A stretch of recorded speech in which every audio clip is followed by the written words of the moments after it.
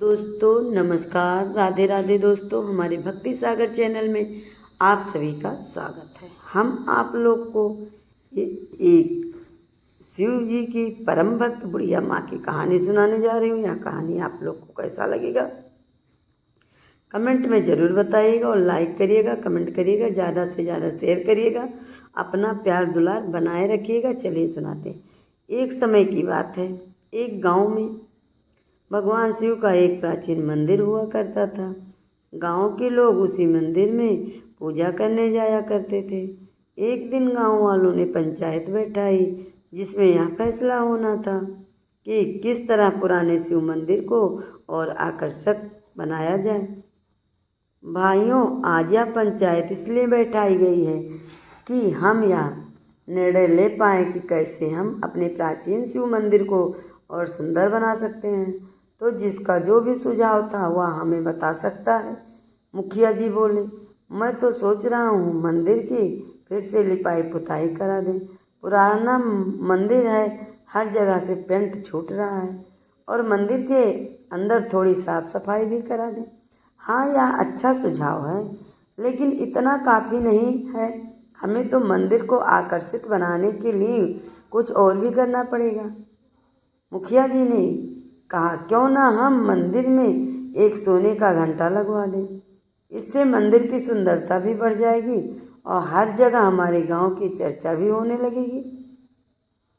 दूर दूर से लोग मंदिर में घूमने आने लगे। हाँ, यह अच्छा विचार है। हम जल्द ही मंदिर में एक सोने का घंटा लगवाएंगे। लोगों के कहने पर मुखिया ने शिव मंदिर के अंदर एक सोने का घंटा लगवा दिया। जब तक यह खबर गांव गांव तक पहुंचती, इससे पहले यह खबर एक चोर के कान में पड़ गई और उसने एक रात मौका देखकर चोरी करने का निर्णय बनाया और छुप छुपा कर मंदिर में घुस गया। मैंने सुना गांव वालों ने मंदिर की शान बढ़ाने के लिए मंदिर में सोने का घंटा टांगा है। बेचारे गांव वाले, उन्हें नहीं पता था कि इस मंदिर के घंटे पर सबसे पहले नज़र मेरी पड़ी है।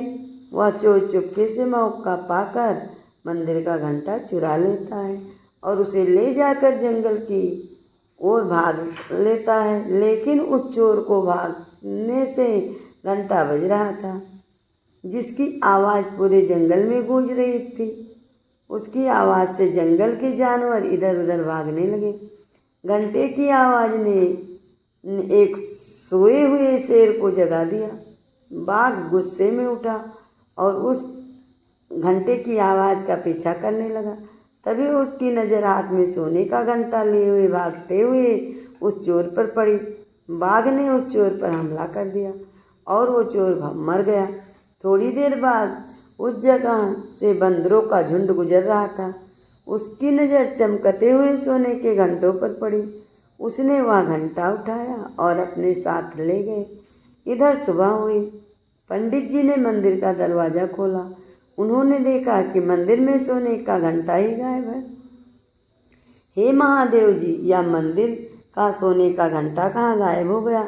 अनर्थ हो गया। गांव वाले बोले, अनर्थ हो गया, देखो मंदिर में सोने का घंटा किसी ने चुरा लिया। यह कहकर अनर्थ कैसे हुआ? किसी ने कुछ नहीं देखा। नहीं मुखिया जी, मैं तो अभी मंदिर के कपाट खोले तो देखा यहाँ सोने का घंटा ही नहीं है। संध्या तक तो यही था। यह काम जरूर किसी दुष्ट का है जिसने रात में मौका पाकर मंदिर से सोने का घंटा चुराया। जैसे ही सबको पता चला कि मंदिर से सोने का घंटा चोरी हो गया है, इधर खबर से गांव में हंगामा मच गया। सभी लोग सोने के घंटे की तलाश में जुट गए। लाख कोशिश के बाद भी किसी ने सोने का घंटा नहीं मिला। संध्या हुई। उधर जंगल में बंदरों ने सोने का घंटा बजाना शुरू कर दिया। बंदर तो शैतान होते ही हैं और उनकी आवाज़ पर खूब नाचने लगे। सोने की घंटी आवाज़ गांव तक भी आ रही थी, लेकिन दूर के कारण घंटे की आवाज़ कितनी डरावनी आवाज़ जैसी लग रही थी, जिसे सुनकर गांव वाले डर गए और अपने अपने घरों से बाहर आ गए। भगवान, यह भयानक आवाज़ कैसी है? क्या आप लोगों ने भी सुना? हाँ हाँ, यह तो सबको सुनाई दे रहा है। यह आवाज़ जंगल के अंदर से आ रही है, लेकिन इस समय जो घने जंगल में ऐसी आवाज़ निकल रहा है, या कहीं कोई जानवर तो नहीं? नहीं नहीं, यह तो मुझे कोई ऊपरी शक्ति लगती है। प्रेत या डायन, कैसी बातें कर रहे हो तुम लोग? ऐसा कुछ नहीं होता। कहीं यह हमारा मंदिर का घंटा तो नहीं है?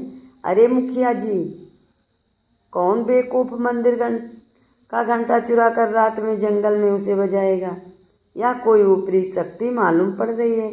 आप खुद देखिए, आज आपने हमारे मंदिर से घंटा गायब हो गया है, और आज शाम को ऐसी भयानक आवाज़, यह जरूर किसी आने वाले प्रकोप का संकेत है। बिना पूरी तरह सत्य जाने हम किसी निर्णय तक नहीं पहुंच सकते। कम से कम हमें वन में जाकर एक बार देखना तो होगा कि यह क्या चीज़ है। नहीं नहीं मुखिया जी, मैं नहीं जाऊंगा इस जंगल में, और मैं क्या, गांव से कोई भी नहीं जाएगा। हमारी जान क्या इतनी सस्ती है? हम नहीं जाएंगे। मुखिया जी, मंदिर के घंटे की आवाज़ इतनी भयानक आ रही थी, इतनी भयानक आ रही थी कि लोगों ने जितने मुँह उतनी बात बना ली। कोई उसे ऊपरी शक्ति का प्रकोप बोलता, तो कोई उसे भयानक जानवर की, और कोई उसे भूत प्रेत डायन का साया बोलता। लेकिन मुखिया के मन में एक संकोच था। उसे गांव वालों को जंगल में जाने के लिए खूब मनाया, लेकिन कोई तैयार नहीं हुआ। जैसे तैसे गांव में से दो लोग जंगल में जाने के लिए तैयार हुए।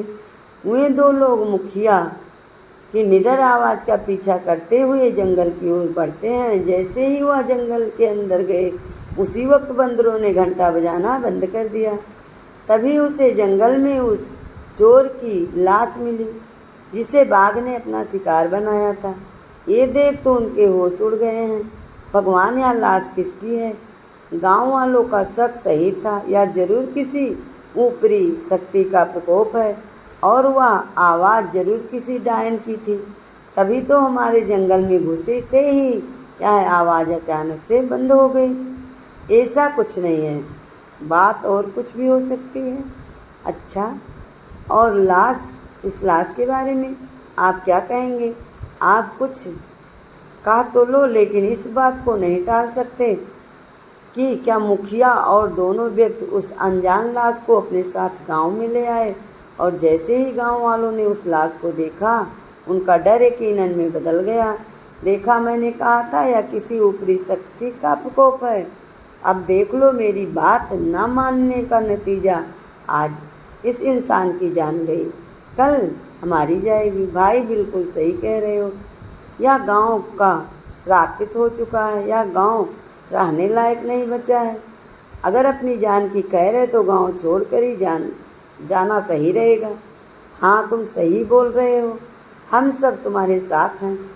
ये आप लोग कैसी बातें कर रहे हैं? यह गांव हम सबका है। मुखिया जी बोले, हम इसे कैसे छोड़कर जा सकते हैं, वह भी बिना सच्चाई जाने? नहीं नहीं, हम गांव छोड़कर जाना कोई समाधान नहीं है।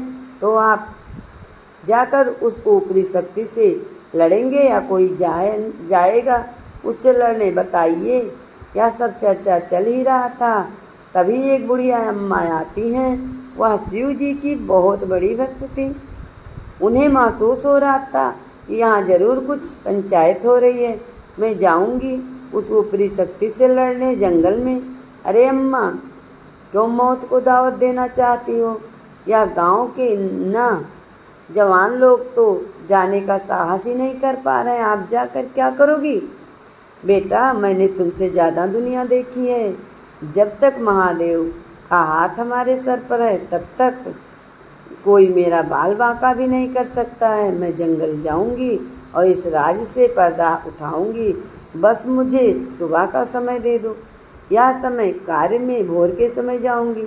बस मुझे पूजा के लिए एक टोकरी फल रख देना। सुबह होते हैं मुखिया अम्मा को एक टोकरी में फल भर कर देता है। बुढ़िया अम्मा महादेव का नाम लेकर हर हर महादेव जंगल की ओर बढ़ती हैं। थोड़ी देर में वह जंगल के उस हिस्से में पहुंच जाती हैं जहाँ बंदरों ने मंदिर में सोने के घंटे को छिपा कर रखा था। तभी उसकी नज़र एक चमकती हुई चीज़ पर पड़ती है जिसे बंदर घेर कर बैठे से। वह गौर से देखती है तो मालूम पड़ता है यह वही सोने का घंटा है जो मंदिर में से चोरी हो गया था। यह देख वह सब समझ जाती है। अच्छा, तो ये घंटा यहाँ रखा है और वो भयानक आवाज़ इस घंटे से आ रही है, लेकिन इसे तो बंदरों ने घेरा है। इसे बंदरों से कैसे छीना जाए। तभी बूढ़ी अम्मा के मन में एक विचार आता है। वो फलों की टोकरी नीचे रख देती है और जैसे ही बंदरों की नज़र उस टोकरी पर पड़ती है वो सारे घंटे को छोड़कर उस टोकरी पर टूट पड़ते हैं। इस मौके का फ़ायदा उठाकर अम्मा वह घंटा बंदरों के हाथ से पा जाती है और वापस आ जाती है। सभी गांव वाले इसी इंतज़ार में थे कि क्या अम्मा वापस आ पाएंगी। तभी वह देखते हैं कि अम्मा अपने हाथों में मंदिर का सोने का घंटा लेकर आ रही हैं। यह देखकर सभी लोग चौंक जाते हैं। आप आ गई, आप ठीक तो हैं? और आप मंदिर का सोने का घंटा आपको कहाँ से मिला? अरे मूर्खो, वो भयानक आवाज़ इस सोने के घंटे की थी तो जो जंगल से आ रही थी। यह घंटा बंदरों के हाथ लग गया था और वही इसे बजा रहे थे और तुम्हें लगा कि किसी भूत और डायन का काम है। और वो लाश किसकी थी? ना समझो, वो लाश चोर की होगी जो इस घंटे को चुराकर जंगल की ओर भाग रहा होगा और फिर उसे किसी जानवर ने अपना शिकार बना लिया होगा। यह सुनते ही गांव में खुशी की लहर छा गई और सबने गांव छोड़ के जाने का इरादा बदल लिया। इसके बाद से फिर से सोने का घंटा शिव मंदिर में लगाया गया, जिसकी चर्चा दूसरे गांव में भी होने लगी। एक समय की बात है, शिवपुरा नामक एक गांव था। वहाँ के लोग शिव जी को काफ़ी मानते थे। गांव के बीचों बीच एक शिव मंदिर भी था जहाँ पर सभी लोग शिव जी की पूजा करते थे और मंदिर के बाहर नंदी महाराज विराजमान थे। उस गांव में दो नामी परिवार थे, सिंह परिवार व ठाकुर परिवार। दोनों परिवारों की आपस में नहीं बनती थी। वे दोनों एक दूसरे को नीचा दिखाने रहते थे।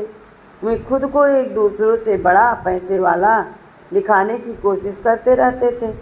एक दिन की बात है, सिंह परिवार के मुखिया राजीव सिंह ने मंदिर से नंदी महाराज की एक सोने की मूर्ति स्थापित की। वहाँ पर गांव के सभी लोग उपस्थित थे।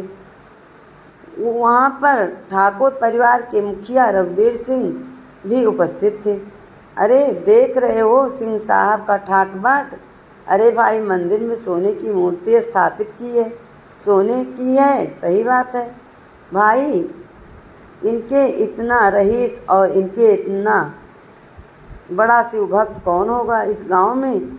या कोई मूर्ति है इतनी छोटी? अरे सोने की मूर्ति तो मैं बनवाऊंगा। मेरे नंदी जी की इससे भी बड़ी, मेरे से बड़ा भक्त शिव का कोई नहीं होगा।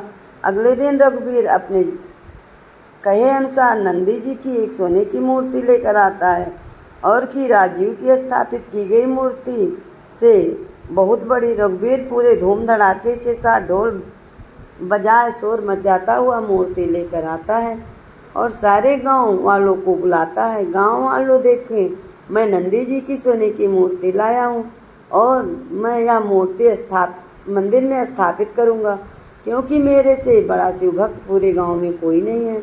अरे ठाकुर जी तो राजीव जी से भी बड़ी नंदी जी की मूर्ति लेकर आए हैं। सही बात है, बोल रहे हो भाई साहब। पंडित जी, यह शिव मंदिर में स्थापित कर दीजिए। पर ठाकुर साहब, मंदिर तो पहले से ही नंदी जी की एक मूर्ति स्थापित है और कितनी मूर्तियाँ होंगी? पंडित जी, जितनी मूर्ति बड़ी है उसकी मूर्ति शिव जी के मंदिर में रखी जाएगी। हाँ, यह भी ठीक है। लाइए रघुवीर जी, इस मूर्ति की स्थापना कर देते हैं। पंडित जी, या आप सही कह रहे हैं, दरजो वाला सही कह रहे हैं। मेरी रखी नंदी की मूर्ति आप ऐसे नहीं हटा सकते। अरे भैया, अकेले शिव तुम्हारे थोड़े ही हैं ना, हमारे भी हैं। हमसे बड़ी मूर्ति ले आओ और स्थापित करा लो। अच्छा, यह सब बात है तो कल मैं ही नंदी को ले आऊँगा हमसे भी जी, इतनी बड़ी मूर्ति लाऊंगा कि कोई उसे हटा भी नहीं पाएगा। यह बोलकर राजीव वहाँ गुस्से से झंझनाता आता हुआ चला जाता है। 2 दिन बाद वहाँ राजीव नंदी जी की एक बहुत ही विशाल सोने की मूर्ति बनवा कर लाता है। पंडित जी, आप यहाँ मूर्ति स्थापित करिए। मंदिर में कहे अनुसार मेरी मूर्ति सबसे बड़ी है। अब मेरी मूर्ति स्थापित होगी। ठीक है राजीव जी, आप मूर्ति की स्थापना मंदिर में होगी। राजीव जी की लाई नंदी जी की इतनी विशाल सोने की मूर्ति को देखकर पूरे गांव में शोर मच गया। वह नंदी जी की मूर्ति इतनी बड़ी थी कि मंदिर में रखे शिवलिंग भी नंदी जी की मूर्ति के आगे काफ़ी छोटी हो गई। अब राजीव अपनी अकड़ और मूँछों को दांव पर देकर रघुवीर को बता रहा था कि सबसे बड़ा शिव भक्त और गांव का सबसे पैसे वाला आदमी मैं हूँ। उधर रघुवीर का चेहरा उतर जाता है और उसकी मूर्ति को मंदिर से हटा दिया गया। अगला दिन बीता। राजीव शिव के मंदिर में अपनी रखी विशाल मूर्ति को देखने के लिए आता है। तभी वह देखता है कि मंदिर के अंदर नंदी जी की वह विशाल सोने की मूर्ति नहीं थी, बल्कि उसी जगह एक अत्यंत छोटी सी मूर्ति रखी हुई थी। यह देखकर राजीव चौंक जाता और शोर मचाने लगता है, हे भगवान, यह क्या हुआ? मंदिर में से नंदी की मूर्ति चोरी हो गई। मेरी रखी विशाल सोने की मूर्ति को किसी ने चुरा लिया। अरे गांव वाले, आओ आओ, यह देखो क्या अनर्थ हो गया। राजीव का शोर सुनकर सारे गांव के लोग भागते हुए मंदिर के पास आते हैं, जिससे रघुवीर का भी होता है। अरे क्या राजीव, क्या हुआ? अरे यह देखो, मेरी रखी नंदी जी की सोने की मूर्ति चोरी हो गई। अरे यह मूर्ति कहाँ गई? आखिर किसी ने चुरा लिया। हमारी नंदी जी की मूर्ति को कौन है चुराने वाला? वह दुष्ट। अरे पंडित जी, वह आदमी कोई और नहीं, यह रघुवीर ही होगा। इसी ने मूर्ति चुराई और उसके बदले यह छोटी सी मूर्ति मंदिर में रख दी। ध्यान रख कर बोलो राजीव, तुम यह क्या बोल रहे हो? मैं नंदी जी की मूर्ति क्यों चुराऊंगा? अरे तुमको जलन है कि मैं तुमसे बड़ी मूर्ति लाकर मंदिर में रख दी। तुमने वह मूर्ति चुरा ली और धीरे धीरे दोनों में लड़ाई बढ़ती गई। अरे गांव वालों को कुछ भी समझ में नहीं आता था कि यह चोरी किसने किया। दोनों लड़ते लड़ते एक दूसरे को मारने तक चढ़ जाते हैं। तभी एक साधु बाबा आकर उन दोनों को रोक लेते हैं। रुको, तुम में से किसी ने भी वह मूर्ति नहीं चुराई, बल्कि वह मूर्ति मंदिर से कहीं गई ही नहीं है, वह मूर्ति मंदिर में ही है। क्या यह आप क्या बोल रहे हैं बाबा? इतनी बड़ी मूर्ति मंदिर में कहाँ खो सकती है? जब चोरी नहीं हुई तो मूर्ति कहाँ गई? अरे यह सब मेरे शिव की माया है, तुम जैसे मनुष्य इन्हें नहीं समझ पाओगे। मतलब वह छोटी सी मूर्ति देख रहे हो नंदी जी की, वही है तुम्हारी स्थापित मूर्ति।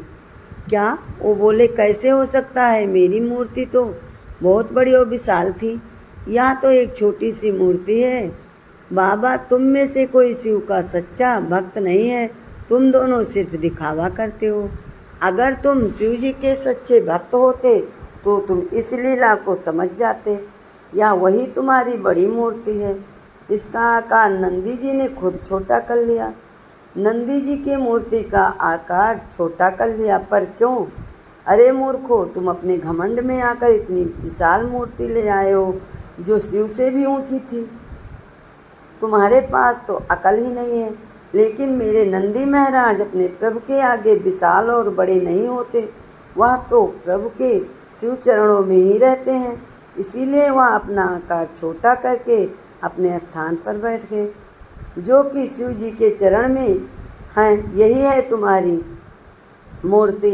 यह बात सुनकर पूरा गांव चौंक जाता है और सभी जाकर नंदी जी से माफ़ी मांगने लगते हैं। हे नंदी महाराज, हमें माफ़ कर दीजिए, हम पैसों के घमंड में आ गए थे, हमें क्षमा करना। प्रभु, आपके एक छोटे से चमत्कार ने हमारी आंखें खोल दी अब से हमेशा कभी लड़ाई झगड़े नहीं करेंगे। आपने हमें बता दिया कि असली सुख तो छोटा बन के रहने में है। हे प्रभु, हमें माफ़ कर दीजिए। इस तरह से नंदी महाराज ने एक चमत्कार ने परिवार की आंखें खोल दी और उसकी दुश्मनी भी खत्म करवा दी। बोलिए नंदी महाराज की जय। बोलिए भोलेनाथ की जय। बोलिए भोलेनाथ के सच्चे भक्तों की जय। बोलिए बुढ़िया माई की जय।